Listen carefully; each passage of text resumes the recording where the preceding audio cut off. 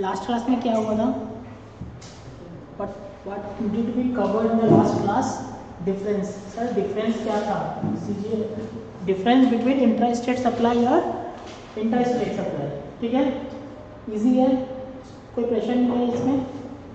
Next supply. We had covered only this portion. We had covered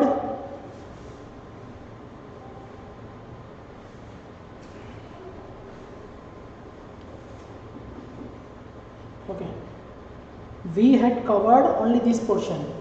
Remember sir supply क्या होता है? Supply क्या होता है? Supply is STD bill R. Supply is STD BELLR. Supply is STD BLLR. मतलब sir हाँ yes sir screen नहीं दिख रहा. नहीं. अच्छा wait.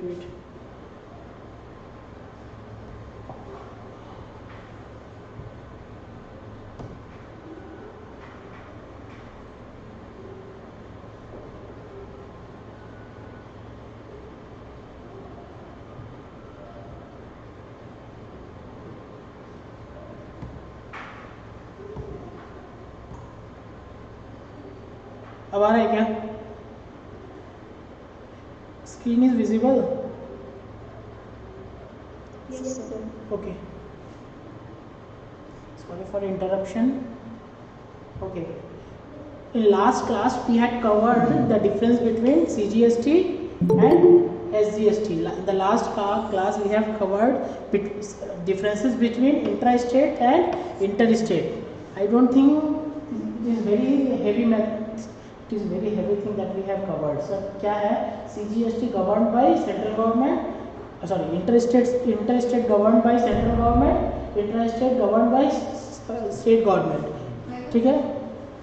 When the intra-state tax will be levied, intra-state will be when which supply is to be termed as intra-state supply, when the goods are supplied outside state, तो inter-state.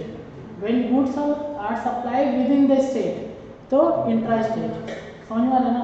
इसमें अलग से कोई बहुत ज़्यादा हैवी चीज़ हम लोगों ने नहीं कराया था. इससे ज़्यादा हम लोगों ने बात किया था कब? इससे पहले वाले चैप्टर में. सिर्फ ये स्लाइड मैंने लास्ट चैप्टर में दिया नहीं था, इसलिए मैंने यहाँ पे दे दिया. ठीक है?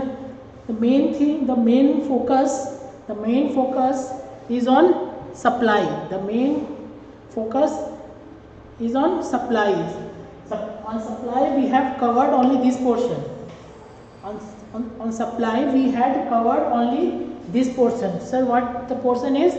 Supply, one of the components of the supply is this portion. Sir, this portion means to this portion mean by, sir, supply is STD bill. Supply is STD bill R. Supply is STD bill R. STD sir इसको थोड़ा help कीजिए. S means sale, ये मतलब transfer. Sir मैं short form लिख रहा हूँ. ठीक है, मतलब समझ में आ रहा है सर. ट्रांसफ़र. B मतलब डिस्पोजल. B मतलब बार्टर. E मतलब एक्सचेंज. L मतलब लाइसेंस.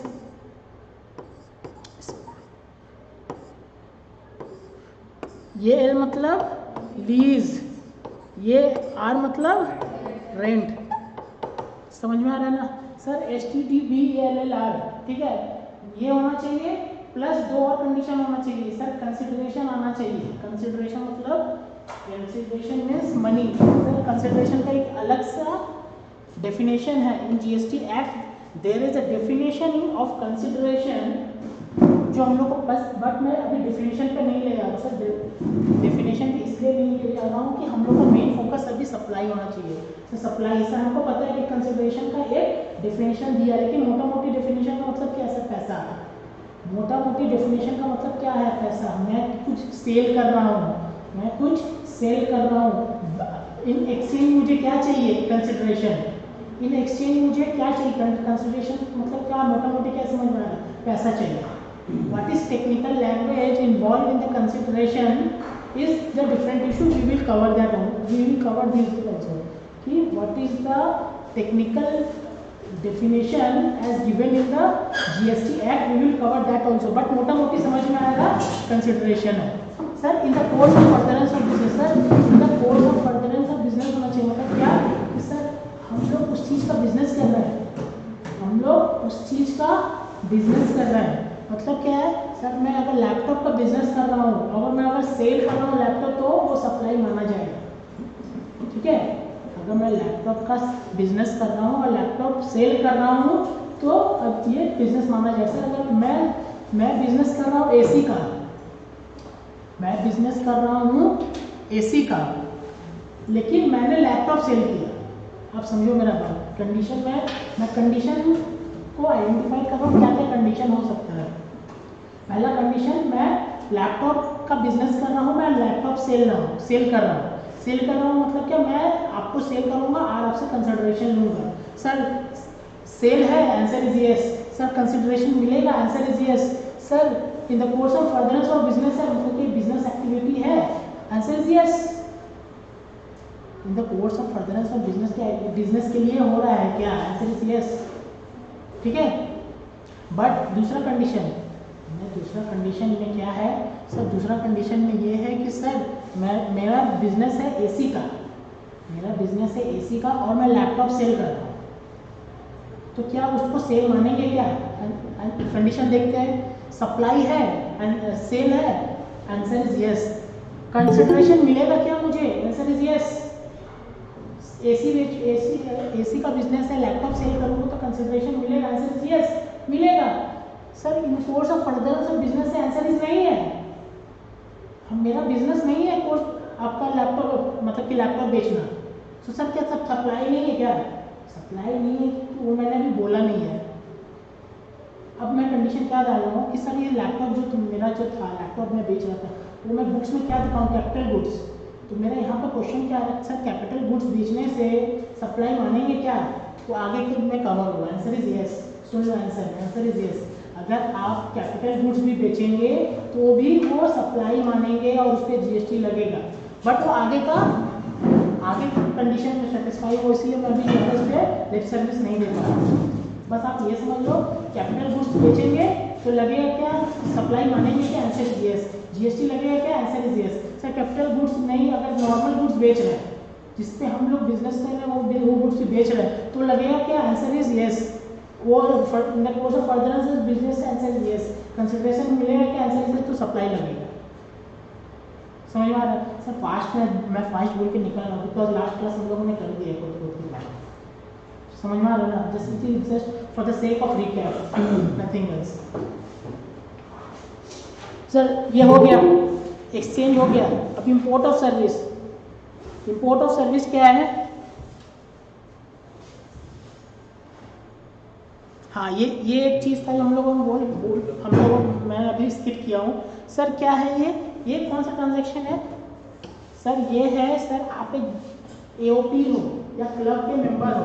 आप क्लब के मेंबर एक दूसरे को सर्विस दे रहा है, तो वो क्या वो उसको सप्लाई मानेगा क्या. बहुत डिबेट था यहाँ पे कि क्लब का मेंबर कौन है, हम ही लोग हैं. क्लब का मेंबर तो हम ही लोग हैं और हम ही लोग एक दूसरे का सप्लाई. जस्ट लाइक ये हाथ सप्लाई दिया इस हैंड को, ये हैंड सप्लाई दिया इस हैंड को, तो मानेंगे क्या, आंसर इज यस. यहाँ पे एक इंसर्ट कर दिया गया क्लैरिफिकेशन, एक और सेक्शन इंसर्ट करके इसको आप डिबेटेबल हटा दिया गया है. डिबेट नहीं है, आंसर इज यस मानना पड़ेगा. ठीक है. दूसरा import of service. Import of service के पहले ये देखिए,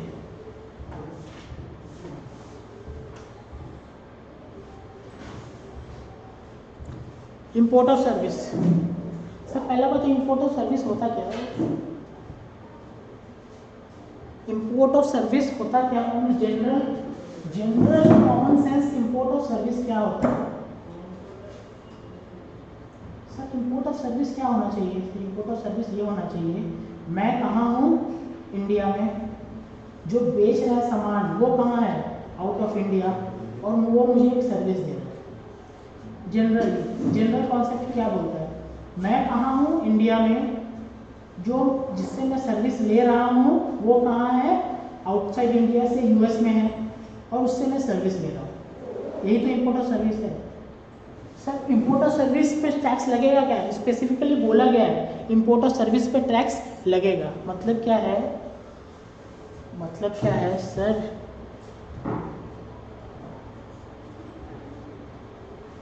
ये रहा सर, ये कंडीशन है एज पर सेक्शन 7(1), ये कंडीशन पर टैक्स लगेगा, इसको सप्लाई मानेंगे। As per section 7(1) import of service पे भी टैक्स लगेगा। फिर एज पर सेक्शन 7(1) ये कुछ कुछ पे तो डीम्ड सप्लाई मानेंगे। मतलब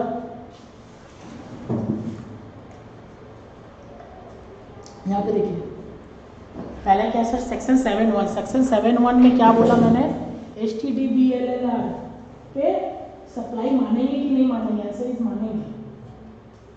अगर जिस पे सप्लाई, जो सप्लाई हो गया है उस पर टैक्स लगेगा कि नहीं लगेगा, आंसर इज लगेगा। तो कितना % टैक्स लगेगा वो तो डिपेंड करेगा कि नोटिफिकेशन क्या है उसका। सेल ऑफ ये बॉटल, सेल ऑफ ये बॉटल, ये सप्लाई मानेंगे कि नहीं मानेंगे, आंसर इज मानेंगे। सेल ऑफ बॉटल सप्लाई मानेंगे कि नहीं मानेंगे। इस पर टैक्स लगेगा कि नहीं लगेगा, GST लगेगा कि नहीं लगेगा, आंसर इज लगेगा। क्या रेट से लगेगा वो देखना पड़ेगा, नोटिफिकेशन क्या है, नोटिफिकेशन में इस गुड्स को कौन सा रेट दिया हुआ है। सर वो कैसे पता चलेगा नोटिफिकेशन को गुड्स पे कौन सा रेट दिया हुआ, कौन उसको नोटिफिकेशन कौन इशू करेगा, GST कौन से, ये तो करेगा। समझ में आ रहा है अब इसका ट्रेल, समझ रहे क्या ट्रेल आ रहा है सर, ट्रेल क्या आ रहा है,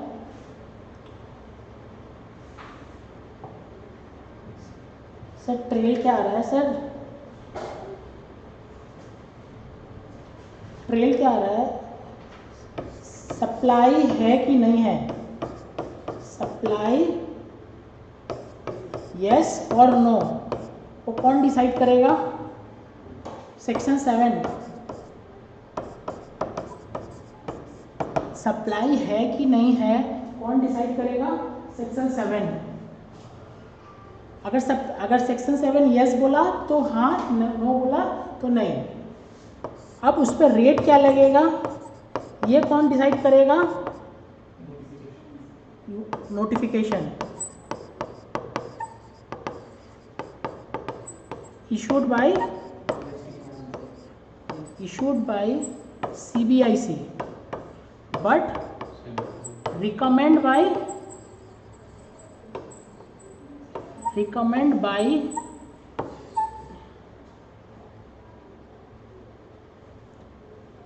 GST काउंसिल। समझ में आ रहा है,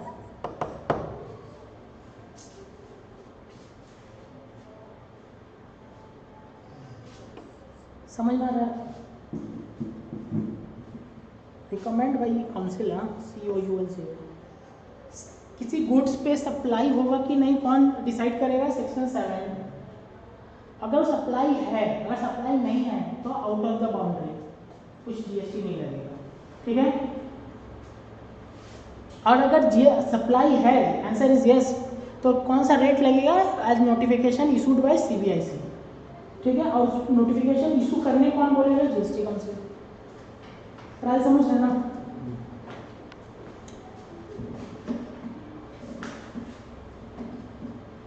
ठीक है, तो सर सेक्शन 7 क्या बोल रहा है, सेक्शन 7 बोल रहा है ये वाला जो पोर्शन मैंने अभी बताया आपको वो ऑब्वियसली सप्लाई है।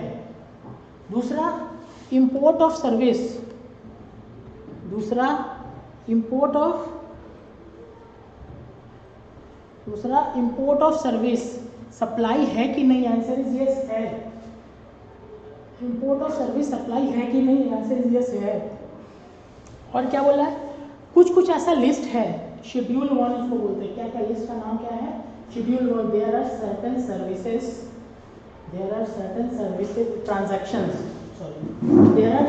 Transaction specified in schedule 1। There are certain transaction specified in schedule 1 जिसपे उसको डीम्ड सप्लाई बोल दिया गया। मतलब क्या है कि सर आपको लग रहा है नहीं है, लेकिन हम आपको लिस्ट बता दे रहे हैं, ये सब है। स्टोन क्या है सर, हम आपको लग जैसे एग्जांपल में बता रहा हूँ, आपका एक बिजनेस है, आपका एक बिजनेस है इन आसाम, आपका एक बिजनेस है इन आसाम, और दूसरा आपका ब्रांच ऑफिस है कहाँ, इन वेस्ट बंगाल, ठीक है, दूसरा आपका ब्रांच ऑफिस है क्या है, इन वेस्ट बंगाल। आप क्या करते हैं, आपका वेस्ट बंगाल में आपका आपने एक सेटअप डाला है, वहाँ का एम्प्लॉयज़ है, सैलरी इसका यहाँ से देते हैं आसाम से, आसाम से सारा सैलरी आपका क्या सेंट्रलाइज प्रोसेस होता है, सैलरी कहाँ कंपोनेंट कहाँ कैलकुलेट होता है, आसाम में, यहाँ हेड ऑफिस है और पैसा वहाँ वेस्ट बंगाल में मिल जाता है। तो सर वो सप्लाई है कि नहीं है, आंसर इज, आप सोच क्या रहे हैं, मैंने लिस्ट पे दे दिया, शेड्यूल 1 के लिस्ट पे है, वो सप्लाई है, समझ में आ रहा है ना, शेड्यूल 1 के लिस्ट में मैंने दे दिया सप्लाई है, सोचना नहीं, मैं ये सब लिखा हुआ मिलेगा आपको, ठीक है। फिर सेक्शन 7(1)(a), सेक्शन 7(1)(a) में क्या बोला है, सेक्शन 7(1)(a) में बोला है कि सर, सेक्शन 7(1)(a) में बोला है, कभी पहले क्या होता ना, देयर वाज सम डिलेमा कि goods, whether the supply of goods or service, example मैं बता रहा हूँ, works contract service, works contract service, क्या होता है वर्क्स कॉन्ट्रैक्ट सर्विस में, वर्क्स कॉन्ट्रैक्ट सर्विस में होता है सर, मैंने एक ठेकेदार को बोला कि बिल्डिंग बना देना, मैंने एक ठेकेदार को बोला, एक सोचिए XYZ कंस्ट्रक्शन प्राइवेट लिमिटेड एक कंपनी है, मैंने बोला भाई मेरा एक ऑफिस बना देना, ठीक है, ऑफिस बना देने में उसने ऑफिस बना दिया, अब बताइए उसने मुझे सप्लाई ऑफ गुड्स किया या सप्लाई ऑफ सर्विस किया, तो उसने गुड्स नहीं लगाया क्या, दोनों है उसमें भाई, दोनों है उसमें।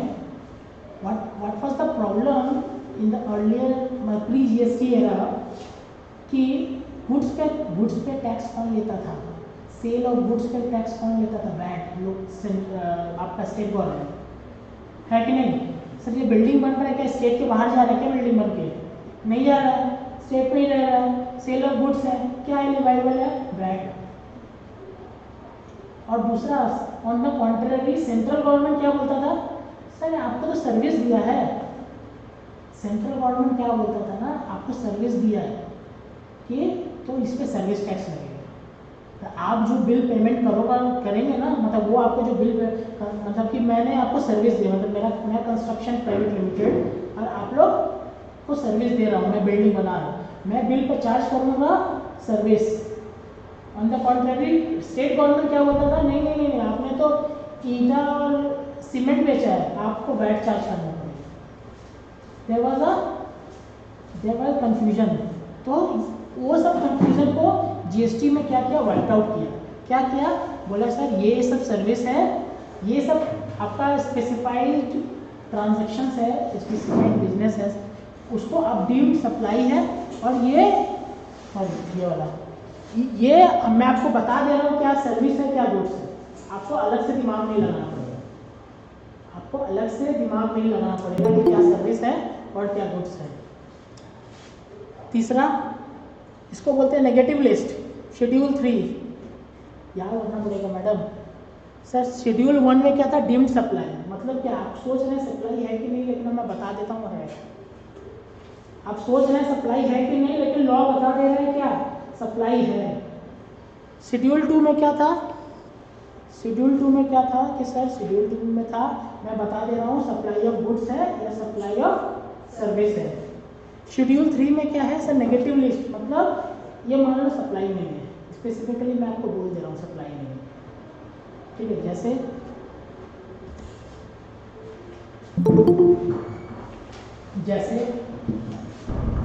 Employ relationship, I work in oil, can I raise bill to oil, कि मैंने आपको सर्विस दिया उसके GST लगेगा, answer is no, answer is no.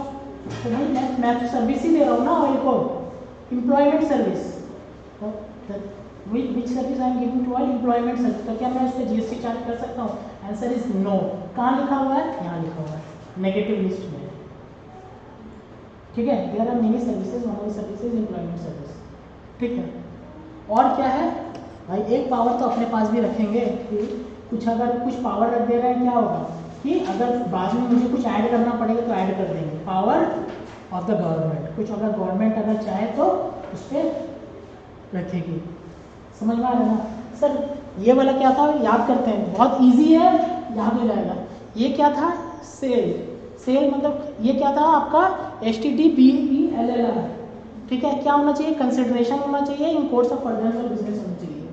दूसरा क्या, import of service, import of service होना चाहिए और कंसिडरेशन होना चाहिए, और whether or not in the course of furtherance of business, मतलब क्या, इंपोर्ट किए हैं आपके बिजनेस के लिए है कि नहीं है उसका मतलब नहीं है, it is be termed as supply.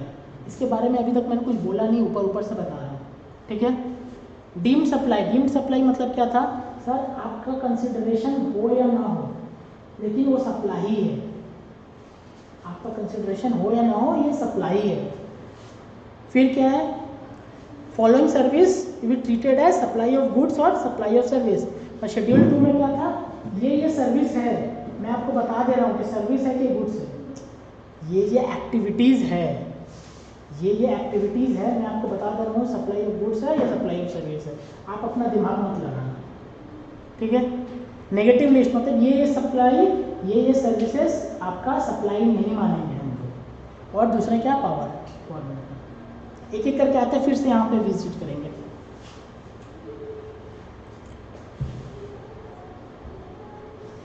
ये वाला पोर्शन हो गया था।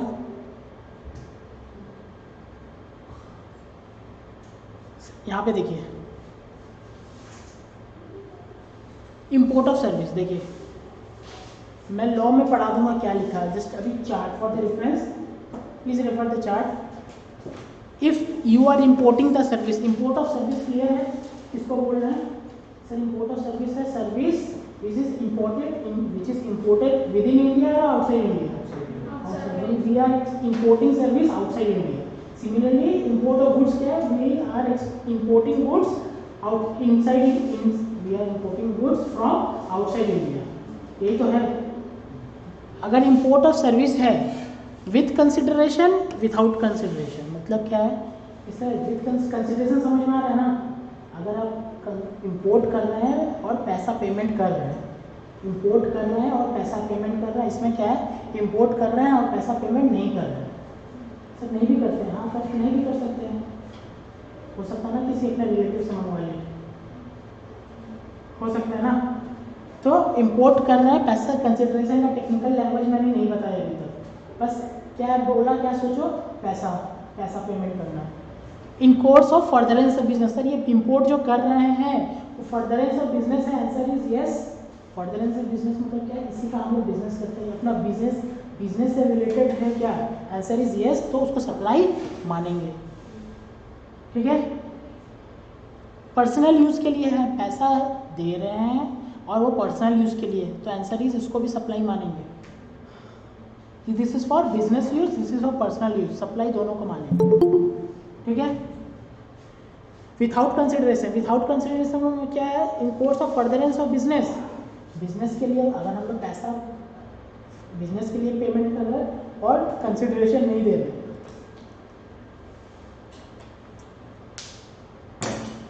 फ्रॉम रिलेटेड पर्सन समझ में आ रहा है क्या? रिलेटेड पर्सन मतलब क्या है? फ्रेंड्स है, लेकिन बिजनेस का पर्सपेक्टिव से सोचिए, एक बिजनेस पर्सपेक्टिव से सोचिए कि उसका रिलेटेड पर्सन कौन हो सकता है? सब्सिडी, उसका subsidy. I am registered in India, Assam, I may have a subsidiary in Singapore also, हो सकता है ना, या उल्टा भी हो सकता है, a company is registered in Singapore, have a subsidiary in India, है कि नहीं? दोनों हो सकता है। तो उस केस में क्या बिजनेस के लिए मांग रहे ले रहे हैं कि answer is yes. Distinct person है, answer is yes. Related person है, आंसर इज यस। तो क्या होगा, ट्रीटेड एज सप्लाई, क्लियर है। और कोई अगर कोई कंसिडरेशन नहीं है और किसी अदर यूज के लिए मांग रहा है तो सप्लाई नहीं मानेंगे, और पर्सनल यूज के लिए मांग रहा है तो सप्लाई नहीं मानेंगे। मतलब क्या है तो सर ये देखो, यहीं पे मांगेंगे सप्लाई। क्या क्या सप्लाई है? कंसिडरेशन होना चाहिए, सॉरी कंसिडरेशन होना चाहिए, और अगर कंसिडरेशन है तो सप्लाई हमेशा मानेंगे। अगर कंसिडरेशन मिल रहा है तो सप्लाई हमेशा मानेंगे, अगर नहीं मिल रहा है तो सिर्फ देखेंगे कि हम लोग का कहाँ से आ रहा है, रिलेटेड पर्सन से पास से, तो ही सप्लाई मानेंगे। क्लियर है? अगर कंसिडरेशन है तो हमेशा मानेंगे कि सप्लाई है, इररेस्पेक्टिव ऑफ एनी फैक्ट। ठीक है? कंसिडरेशन में मतलब क्या आ रहा है कि हम लोग इंपोर्ट का पेमेंट कर रहे हैं क्या। कंसिडरेशन मतलब क्या है? अगर हम लोग मतलब कि हम लोग इंपोर्ट किए यूएस से कोई सर्विस इंपोर्ट की, क्या उसका पैसा हम लोग पेमेंट कर रहे हैं क्या? आंसर इज यस, तो सप्लाई है, इररेस्पेक्टिव ऑफ द फैक्ट कि क्या पर्सनल यूज है या फिर बिजनेस यूज है। क्लियर है? और अगर इनकेस पेमेंट नहीं कर रहे हैं लेकिन वो बिजनेस के लिए है, ठीक है, पेमेंट नहीं कर रहे हैं और बिजनेस के लिए है और फ्रॉम रिलेटेड पर्सन है, तो भी उसको सप्लाई मानेंगे। ठीक है? ये दो केस में सप्लाई नहीं मानेंगे। क्या क्या दो केस है? ट्रीटेड और from other than related person तो सप्लाई नहीं रहेगा, और पर्सनल यूज है तो सप्लाई नहीं रहेगा। क्लियर है? इसका हम लोग लॉ पढ़ लेते हैं। लॉ में क्या लिखा हुआ है?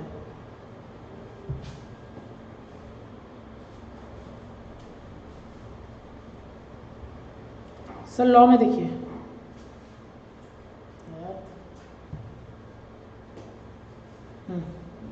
लॉ में क्या है? Import of service for a consideration whether or not in the course of furtherance of business. Clear है? ये क्लियर है? ये क्लियर है क्या sir? Import of service for consideration whether or not in the course of furtherance of business. Clear है? ये वाला कौन सा चार्ट है? अब मतलब क्या है कि सर ये वाला हमको ये वाला मेरे को समझ में आया कि लॉ में क्या लिखा हुआ है। लॉ में क्या लिखा हुआ है? ये वाला कवर हो गया ना? मतलब क्या है? Import of service for a consideration whether or not in the course of furtherance of business. Cover हो गया ये वाला। अब ये कवर करना है, ये कवर, ये कहाँ लिखा हुआ है सर? ये डीम्ड सप्लाई में लिखा हुआ है, ये वाला है। देखिए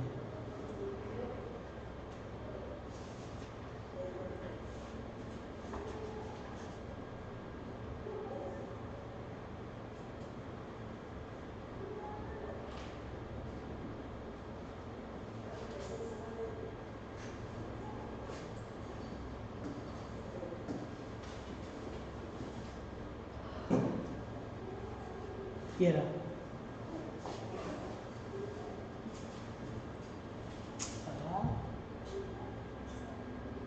ये देखिए, import of service by a person from related person or from related person or from his other establishment outside India in course of furtherance of business. ये क्लियर है? ये क्लियर है कि नहीं? पढ़िए, import of service by a person from a related person or from his other establishment outside India in the course of furtherance of business. Clear है? मतलब क्या है सर? ये सप्लाई है ये सब। मतलब सर ये कौन सा क्लॉज में सप्लाई है? देखो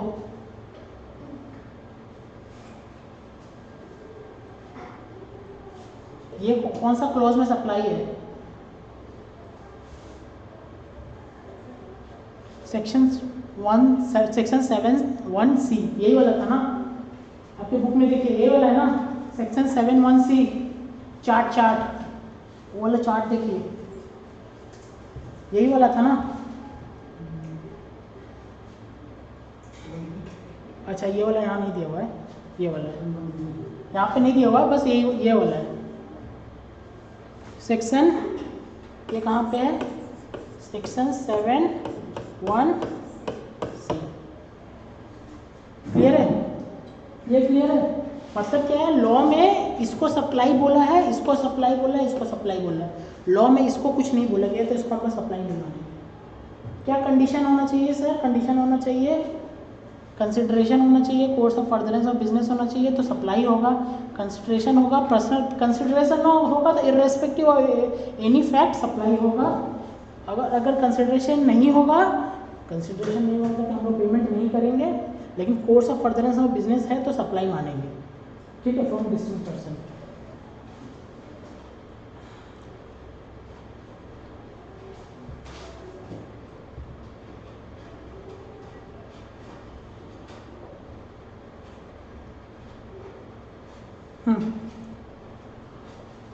और क्या है देखिए सर, एक्ट और सप्लाई क्या है? सप्लाई सेक्शन 171 क्या है?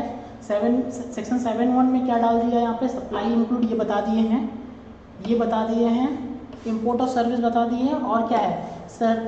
Activity specified in schedule 1, activities specified in schedule 1, यही तो बताया था ना। शेड्यूल 1 में क्या था? जो शेड्यूल 1 में जो लिस्ट है वो डीम्ड सप्लाई, वही बता रहा है। Agreed made or agreed to be made without any consideration, without a consideration, मतलब कंसिडरेशन हो या ना हो उसको सप्लाई मानेंगे। फिर से समअप कर रहा हूँ, बहुत ज़्यादा वाइड हो गया यहाँ पे, फिर समरी दे रहा हूँ।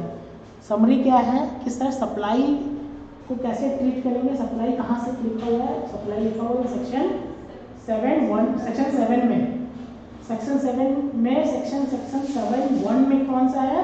STDBELLR। ठीक है, ये एक चीज़ है।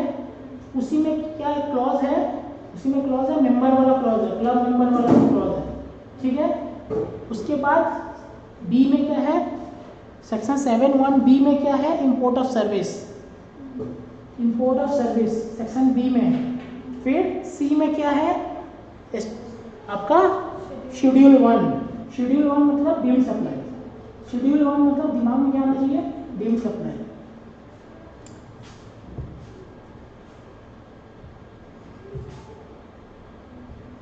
ये समझ में आ रहा है? ये क्या है सर? मैं आपको बताया ये क्या है? सेक्शन 7(1), ये वाला STDBELLR, import of service, deemed supply. Clear है? और इंपोर्ट ऑफ सर्विस का इधर वाला पोर्शन कहाँ लिखा हुआ है सर? यहाँ लिखा हुआ है, ये वाला डीम्ड सप्लाई में। सर डीम्ड सप्लाई अभी तक मैंने बताया नहीं, डीम्ड सप्लाई बताया नहीं अभी मैंने। ठीक है, मतलब कि सर अगर हम इसको समरी में करें, अगर हम इसको समरी में करें तो क्या सर? सप्लाई यही वाला है ना, ये वाला क्या है? STDBELL, फिर दूसरा इंपोर्ट ऑफ सर्विस, दूसरा डीम्ड सप्लाई।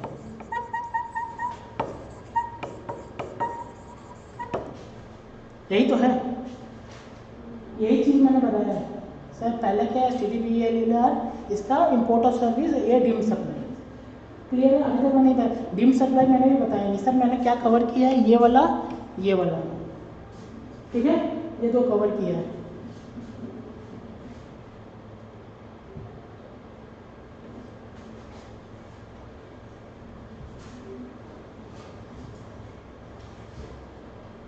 शेड्यूल 1 कवर करते हैं।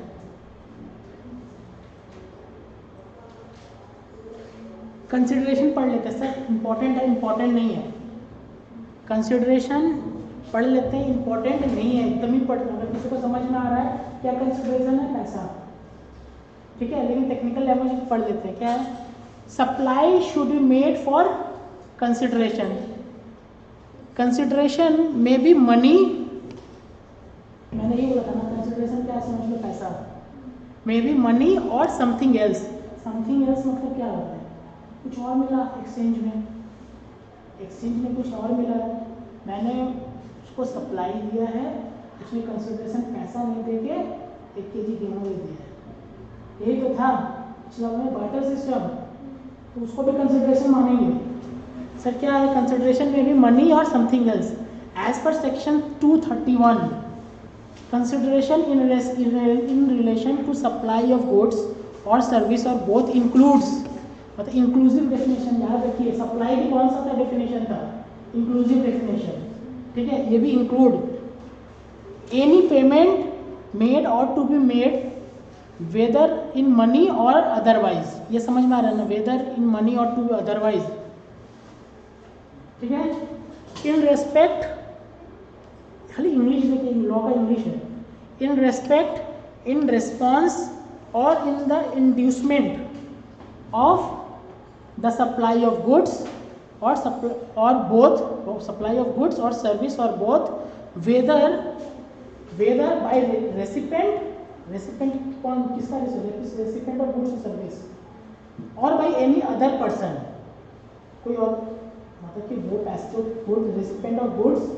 पेमेंट कर रहा है या फिर कोई अदर पर्सन कर रहा है ऑन बिहाफ ऑफ रेसिपेंट, हो सकता है ना, आपने गुड्स मुझे दिया है, मैंने पैसा आपने किसी और से दिलवा दिया, ठीक है, but shall not include subsidy, include क्या नहीं मानेंगे, सब्सिडी बाय सेंट्रल गवर्नमेंट और स्टेट गवर्नमेंट, क्लियर है ये वाला लाइन, सर कहीं पर फिक्शन आ रहा है क्या यहाँ पे पढ़ने में, फिर से पढ़ रहा हूँ, any payment made or to be made whether in money or otherwise in respect of, in response to or for the inducement of the supply of goods or service or both, whether by recipient or by other person, but shall not include subsidy given by central government or state government. Clear है? Consideration क्या है? दूसरा क्या है? The monetary value of any act or forbearance in respect or in response to for the inducement of the supply of goods or services whether by recipient or by other person, but shall not include subsidy given by central government, state government. यहाँ से clear है ना, यहाँ से clear है ना, देखो ये क्लियर है, तो ये वाला क्लियर है, नहीं आ रहा फिर से बताएं भाई, ये तो यही वाला चीज कॉपी किया ना, इधर पे यही वाला कॉपी किया ऊपर में, मैं खाली ये वाला समझा रहा हूँ, ये क्या है, मॉनेटरी वैल्यू और ऑफ एनी एक्ट और फॉरबेरेंस, मतलब क्या है, मैंने आपको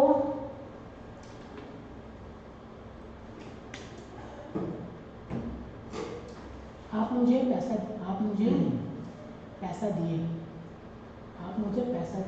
मैं सोचो मैंने आपसे गुड्स खरीदा, ठीक है, बदले में मैं आपको क्या दूंगा, पैसा, उसको क्या बोलते हैं लॉ के लैंग्वेज में, कंसिडरेशन, वो कहाँ कवर हुआ, क्लॉज ए में, ठीक है, फिर से स्टार्ट बोल रहा हूँ, मैंने आपसे गुड्स खरीदा, मैंने आपको क्या दिया, मैंने आपको क्या दूंगा, पैसा, मनी, कहाँ क्लॉज, कौन सा क्लॉज में कवर हुआ, क्लॉज ए में।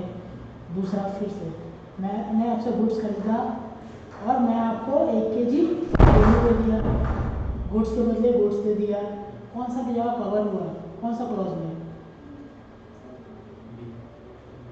कौन सा क्लॉज में कवर हुआ, ऐसा इस क्लॉज ए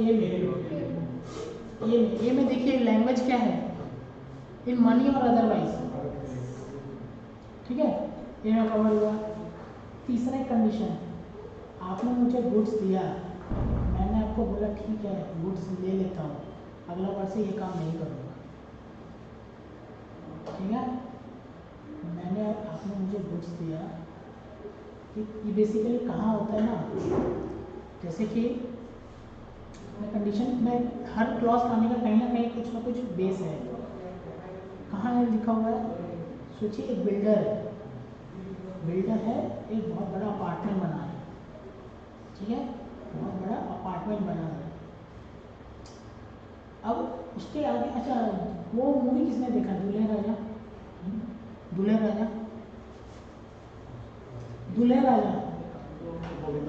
गोविंदा वाला,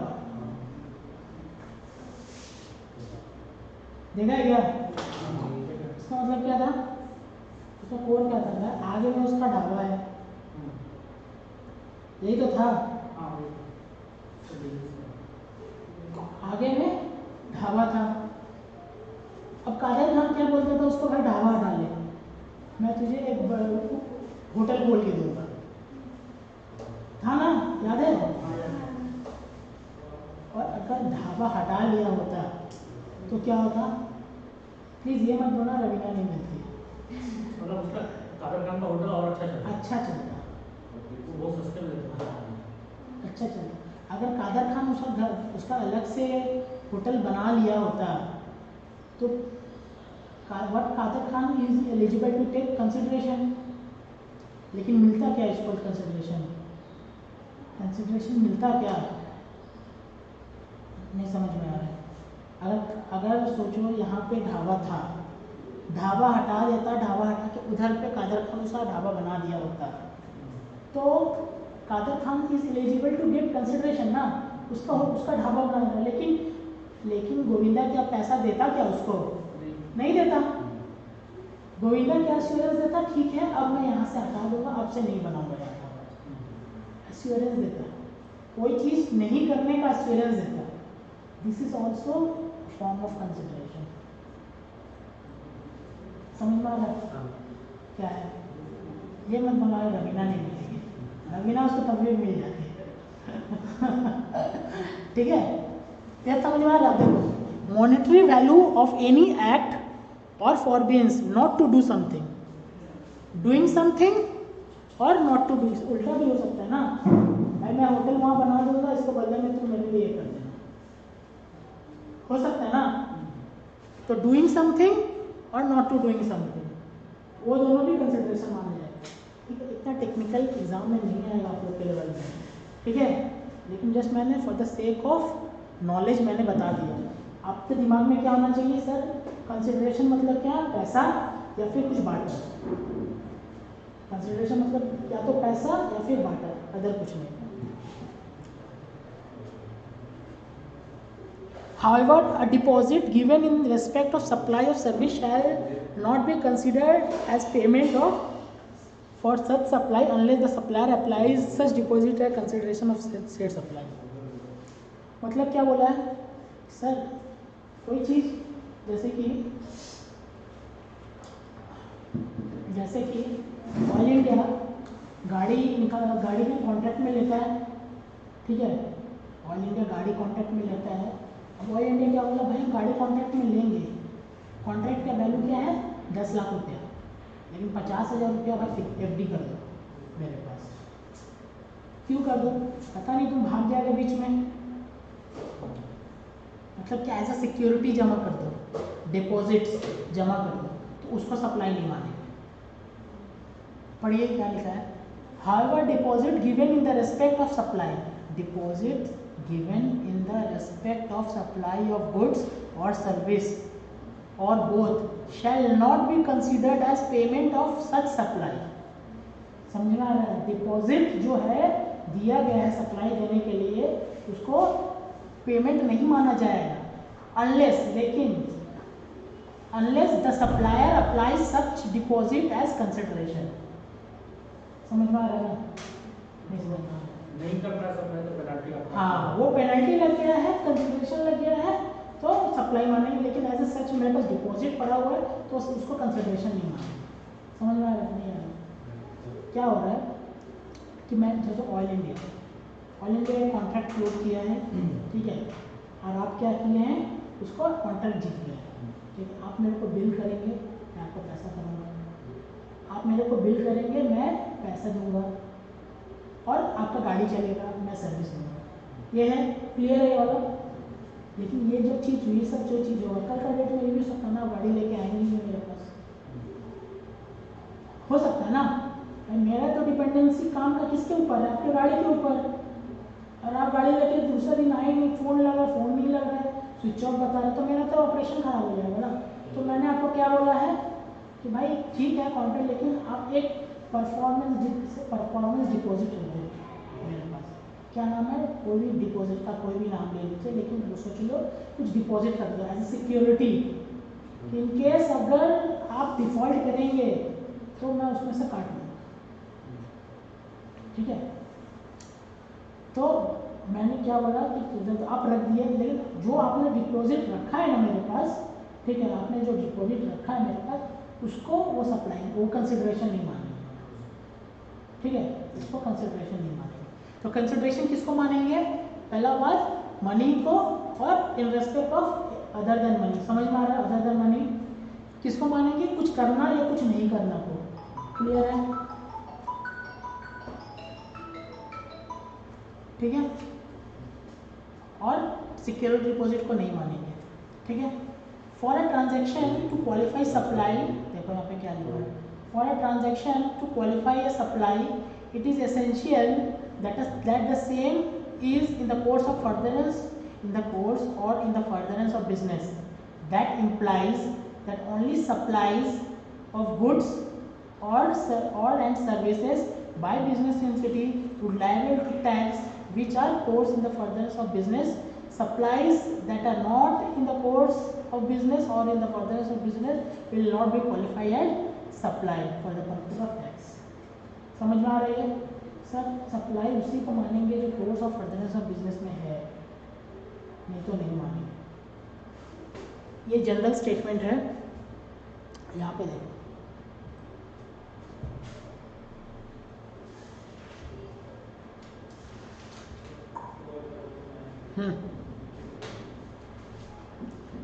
वो इसको कवर किया है।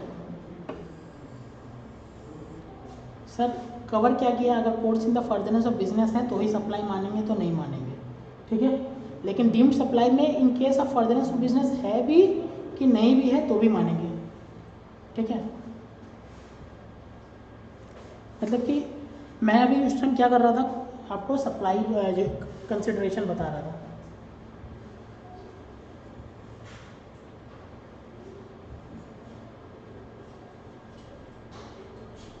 गुड्स बाद में,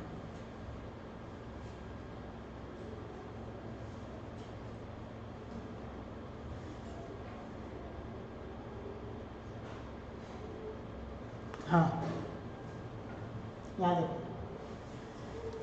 सर, क्या बोलते हैं इसको? Deemed supply. समझ में आ रहा है? क्या बोलते हैं इसको? Deemed supply. मतलब आप सोच लो ये सप्लाई है ही, आप सोच लो ये सप्लाई है ही। क्या क्या है देखिए, इसको कौन सा शेड्यूल बोलते हैं? शेड्यूल 1 में। सो कौन सा शेड्यूल बोलते हैं? शेड्यूल 1 में। क्या है? As per schedule 1 the following activities are to be treated as supply even if made without consideration provided such activities are in the course of furtherance of business, ठीक है। furtherance of business होना चाहिए, अगर consideration है कि नहीं है that will not of my business, clear है? furtherance of business होना चाहिए, और consideration है कि नहीं, consideration मतलब क्या, पेमेंट कर रहा हो कि नहीं कर रहा हो इससे कोई मतलब नहीं है, ये सप्लाई है, ठीक है। पहले क्या है? Permanent transfer or disposal of business assets, sale of business assets. क्या है? सेल ऑफ बिजनेस एसेट्स, मतलब आपने बिजनेस का एसेट्स बेचा, सर उसको सप्लाई मानेंगे? Answer is yes. कब? वेयर इन आईटीसी, आईटीसी सबको पता है सर, आईटीसी क्या है? Input tax credit. ITC have been availed on such assets shall be treated as supply. ITC लिया हुआ है मैंने, मेरा बिजनेस क्या, बढ़ाने का बिजनेस, मेरे पास एसी है, एसी क्यों है? तो पढ़ा एसी क्लास में लगाने के लिए है। तो मैं आज के डेट में एसी का लाइफ क्या है? एसी का लाइफ क्या है? सोचो 5 साल है, 5 साल बाद एसी बेच रहा हूँ, तो क्या उसको सप्लाई मानेंगे? Answer is yes. सर पैसा नहीं मिलेगा एसी बेचने से, तो सप्लाई मानेंगे? Answer is yes. समझ में आ रहा है? Course of furtherance of business होना, बिजनेस के लिए यूज होना चाहिए, बस आपका लगेगा यहाँ पे, सब उसको सप्लाई मानेंगे, ठीक है। Supply of goods or service between related person, distinct person, समझ में आ रहा है? Supply of goods or service मतलब कि supply of goods or service होगा किसके बीच में, रिलेटेड पर्सन या फिर डिस्टिंक्ट पर्सन। रिलेटेड पर्सन किसको बोलते हैं? रिलेटेड पर्सन सब्सिडी को भेज दिया या फिर जॉइंट वेंचर को दे दिया। सप्लाई बिटवीन सब्सिडी और जॉइंट वेंचर क्या है? Related person. डिस्टिंक्ट पर्सन क्या किसको बोलते हैं? सर डिस्टिंक्ट पर्सन हम कब पढ़ेंगे? रजिस्ट्रेशन चैप्टर में। लेकिन अभी जब रजिस्ट्रेशन चैप्टर पढ़ना है तो अभी बता देता हूँ तो क्या होगा आपका एक इंट्यूशन में रहेगा। हाँ डिस्टिंक्ट पर्सन पढ़ा था, मैंने बताया था। डिस्टिंक्ट पर्सन क्या होता है? सर मेरा कंपनी का नाम x limited registered in Assam. It may be possible मेरा ही कंपनी है जो पैन इंडिया बेसिस में वर्क करती है। हेड ऑफिस कहाँ है? आसाम में।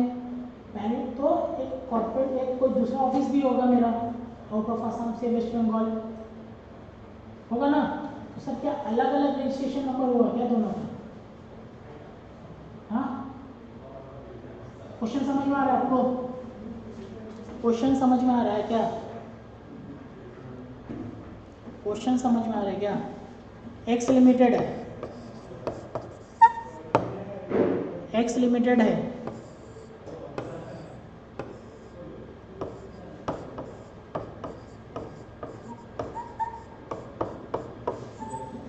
आसाम में हेड ऑफिस है, वेस्ट बंगाल में ब्रांच ऑफिस है, ठीक है, और गुजरात में है। बताइए कितना रजिस्ट्रेशन होगा? एक रजिस्ट्रेशन या 3 रजिस्ट्रेशन? हाँ 3 रजिस्ट्रेशन में एक रजिस्ट्रेशन होगा। सर भैया सही गलत जो भी बोल रहा हूँ ठीक है, मैं आपको बता दूँ। पैन नंबर 1 होगा, रजिस्ट्रेशन 3 होगा, ठीक है। प्लीज़ अब थोड़ा बोलना सबको यहाँ पे। सर गलत बोलना, गलत बोलो। गलत बोलने के बाद आपको जब मैं सही करूँगा ना आपको दिमाग में हिट होगा, ठीक है कि अच्छा गलत है, ठीक है। सर इसका रजिस्ट्रेशन नंबर कहाँ से स्टार्ट होगा?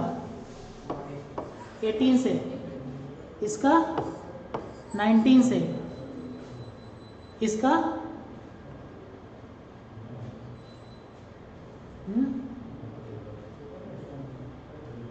इसका बोल भी लिया कहाँ से होगा, मुझे भी याद नहीं है।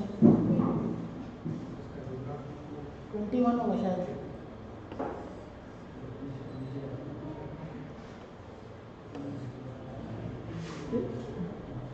State code of Gujarat, GST state code of Gujarat,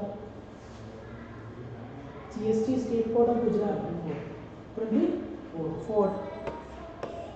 sir इसका कहाँ से स्टार्ट होगा? 24 से। क्लियर हो गया? सर पैन नंबर सेम रहेगा क्या तीनों का? Answer is yes, pan number same रहेगा बट आपका रजिस्ट्रेशन डिफरेंट रहेगा। क्लियर? तो सर ये दोनों के बीच में क्या रिलेशन है आपको पता है क्या? In terms of GST in दोनों के बीच में क्या रिलेशन है? Distinct person. क्लियर है? Distinct person. सर तो क्या ये इसको सेल करेगा, इसको सेल करेगा तो एक दूसरे को सेल करेगा तो क्या जीएसटी लगेगा? हाँ लगेगा कि नहीं लगेगा? लगेगा। कहाँ लिखा हुआ है? Deem supply. समझ में आ रहा है ना? Deem supply. ये इसको करेगा तो लगेगा, कोई किसी को भी करेगा तो लगेगा। कहाँ लिखा हुआ है? Deem supply. कौन सा सेक्शन है आपका?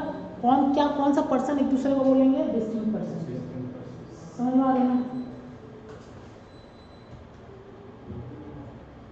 ये समझ, ये क्लियर है?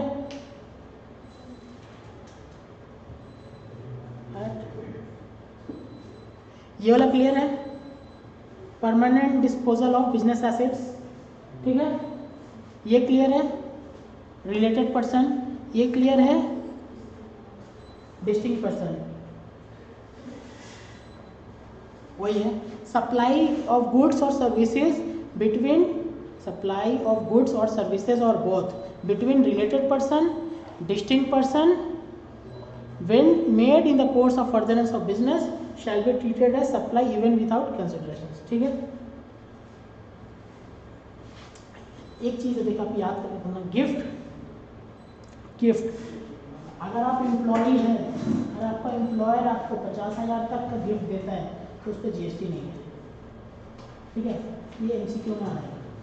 ठीक है सर, क्या है, gift not exceeding 50,000 in a financial year by employer to employ shall not be treated as supply of goods or service or goods. ठीक है,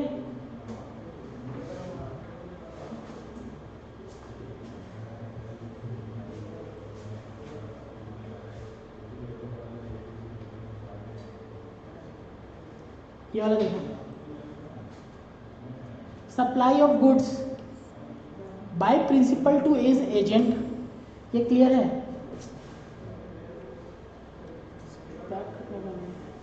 ये क्लियर है? Supply of goods by principal to his agent, आपने chapter किया है क्या? Consignment. Consignment में क्या स्टोरी है? वो एक कंसाइनर कंसाइनमेंट होता है, एजेंट होता है, सेलर को देता है, ये तो है सर कंसाइनमेंट। यहाँ पर टर्म्स किया है ना, वो आपका था ना उसमें, फाउंडेशन में था ना, फाउंडेशन में था सर। फाउंडेशन में क्या था? नहीं, आपको नहीं किया, मैं आपको बताता हूँ क्या स्टोरी क्या है। Suppose I live in Assam और मैं चाहता हूँ, आई लिव इन आसाम, मैं चाहता हूँ कि मेरा गुड्स वेस्ट बंगाल में भी बिके, कलकत्ता में बिके। तो या दो ऑप्शन है, या मैं वहाँ पे अपना एक बिजनेस स्टैब्लिश कर लूँ, मैं यहाँ पे बिजनेस कर, लेकिन मैं चाहता हूँ कि अभी तो नहीं करना चाहिए। तो मैंने क्या किया, वहाँ पे एक एजेंट को रख दिया। मैं एजेंट को गुड्स बेचूंगा और एजेंट आगे, एजेंट्स को गुड्स ट्रांसफ़र करूँगा और एजेंट आगे बेचेगा। मॉडल, बिजनेस मॉडल समझ में आया? तो क्या मैं एजेंट को बेच रहा हूँ तो उसको भी सप्लाई मानेंगे क्या? Answer is yes. समझ में आ रहा ना sir? By a principal, principal मतलब मैं, टू हिज एजेंट, मेरा एजेंट कहाँ है? Calcutta. Whether the agent undertakes to supply such goods on behalf of principal. समझ में आ रहा ना कि सर एजेंट क्या कर रहा है? अंडरटेक गुड, ले रहा है गुड्स टू सप्लाई, सप्लाई करने के लिए such goods on behalf of principal. ठीक है, बाय एजेंट टू प्रिंसिपल, उल्टा उल्टा भी हो सकता है। By agent to principal where agent undertakes to receive such goods on behalf of principal. ठीक है, यहाँ पे क्या बोला है कि गुड्स, ये एप्लीकेबल कहाँ होगा? सप्लाई ऑफ गुड्स में ही, मतलब सप्लाई ऑफ सर्विस में नहीं एप्लीकेबल है। और प्रिंसिपल और एजेंट के बारे में बात बोला गया। क्लियर है? Transfer of goods between principal and agent shall be treated as supply even without consideration, ये तो पता ही है। ठीक है सर, कंसिडरेशन नहीं दे रहे तो भी रहेगा। डीम सप्लाई में क्या था मेरा, पहले का टोन क्या था? पहले का टोन ये था कि फर्दरेंस ऑफ बिजनेस होना चाहिए, कंसिडरेशन नहीं दी हो तो भी चलेगा। तो वो वहाँ पे एक्स्ट्रा लिख के रखा है।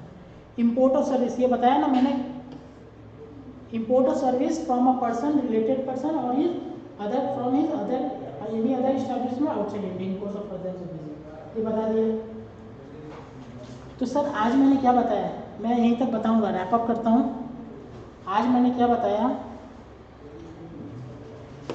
हेल्प कीजिए थोड़ा, प्लीज़ हेल्प कीजिए थोड़ा। सप्लाई सेक्शन का कोई ज़रूरत नहीं है, अगर आपको सेक्शन लर्न नहीं हो रहा तो रहने दीजिए। ठीक है, हाँ हाँ, सेक्शन लिखने के बाद सब सेक्शन लिखना पड़ेगा।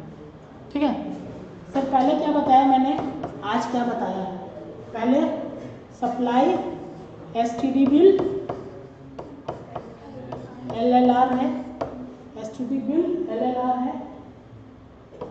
S मतलब सेल, T मतलब ट्रांसफर, D मतलब डिस्पोजल, B मतलब बार्टर, L मतलब, और ये L मतलब लीज, और ये R मतलब, ये क्या होना चाहिए? कंसिडरेशन होना चाहिए कि नहीं? Answer is yes. और कंसिडरेशन होना चाहिए और फर्दरेंस और बिजनेस होना चाहिए। ये बता दिया मैंने। इंपोर्ट में क्या बताया सर? दो चीज़ है, कंसिडरेशन मिल रहा है या कंसिडरेशन नहीं मिल रहा है। ठीक है, कंसिडरेशन मिल रहा है या कंसिडरेशन नहीं मिल रहा है।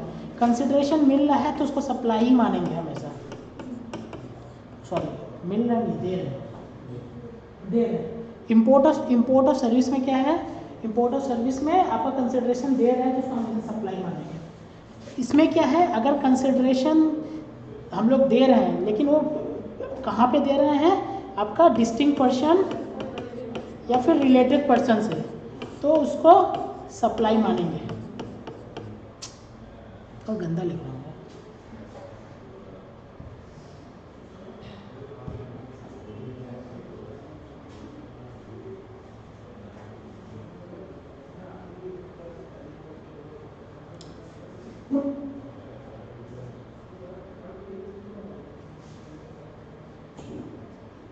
ठीक है,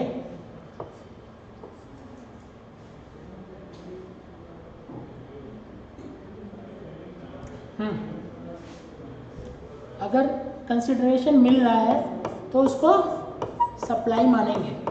ठीक है, कंसिडरेशन नहीं मिल रहा है लेकिन कहाँ से गुड सर्विस कहाँ से आ रहा है? रिलेटेड पर्सन और डिस्टिंक्ट पर्सन से, तो उसको सप्लाई मानेंगे। ठीक है, तीसरा क्या है?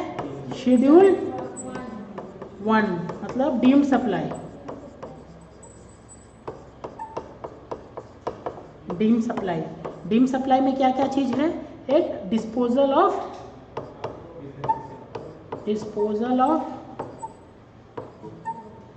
ये वाला ना खराब है यहाँ पे, ये मैं इधर लिख रहा हूँ। क्या क्या है? Disposal of assets. ठीक है, दूसरा और क्या था? नहीं, यहाँ पे disposal of asset on ITC take है ना, यही तो है। फिर दूसरा क्या था? ठीक है, सप्लाई बिटवीन डिस्टिंक्ट पर्सन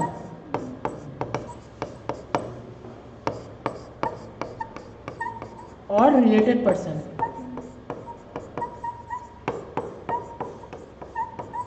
फिर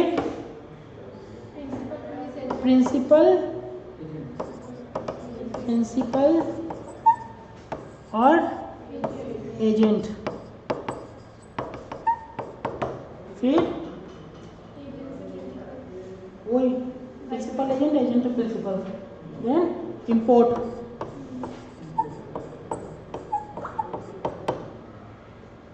समझ में आ रहा है? क्लियर है सर? आप जो लॉ में लिखा हुआ है, जो लॉ में वर्ड्स लिखा हुआ है, that you have to practice on your own. ठीक है, मैं वर्ड को लिखवा के आपको प्रैक्टिस नहीं करा सकता।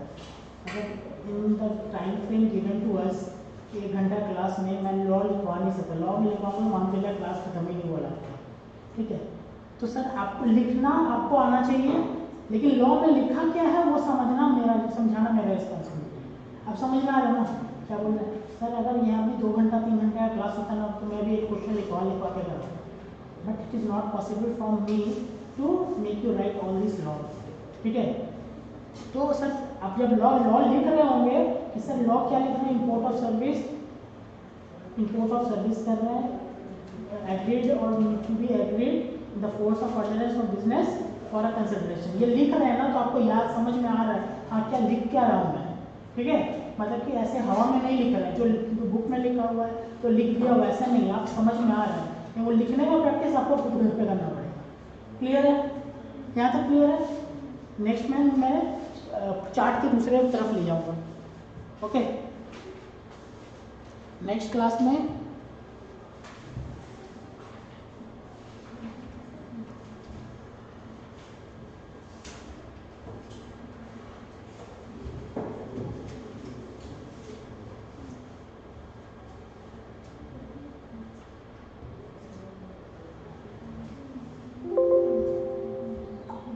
नेक्स्ट क्लास में मैं यहाँ पे ले जाऊँगा ये पोर्शन, ठीक है सर। मैं भाग नहीं रहा हूँ, एक एक तो दिख कर करके बता रहा हूँ। क्यों बता रहा हूँ? Is very important, many questions come from this topic, ठीक है। क्लियर है? मैं लास्ट में दिख करके मैं लास्ट में यहाँ ले आऊँगा, फिर हम लोग कंबाइन करके क्वेश्चन सॉल्व करेंगे, ठीक है। लास्ट प्रीवियस ईयर पेपर का सारा क्वेश्चन सॉल्व करेंगे यहाँ पे। इतना तो मैं करवा ही सकता हूँ सर। क्वेश्चन सॉल्व करवा दूँ, क्वेश्चन सॉल्व करवा दूँ, MCQ सारा करवा दूँ, but long question you have to practice from this. क्या लॉन्ग क्वेश्चन का क्या प्रोसेस क्या लिखना है वो मैं बता दूँगा, but the thing you have to write in more, ठीक है। ठीक है, wrapping up the class. Thank you.